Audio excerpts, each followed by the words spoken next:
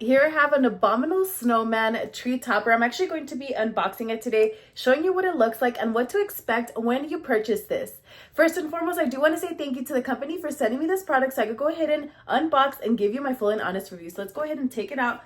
Let's see what it looks like. So this is what the box looks like. This is what we should be receiving. So let me go ahead and take it out.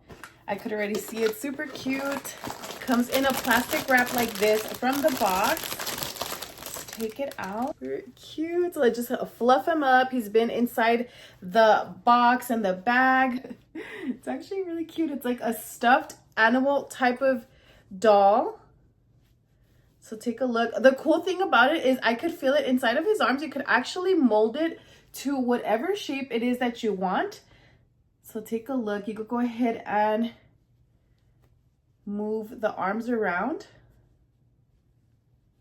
and it'll actually stay. So there's like little wires in here that are helping it hold up the star and hold up the arms, just depending on how you want to shape it or mold it. I'm gonna give you a close-up on that face. The little star is like a chrome style star. The little stuffed animal. These are the little hands. This is the back. Nice and fluffy. It's squishy. Let me show you this is the front part, the little belly, the chest area.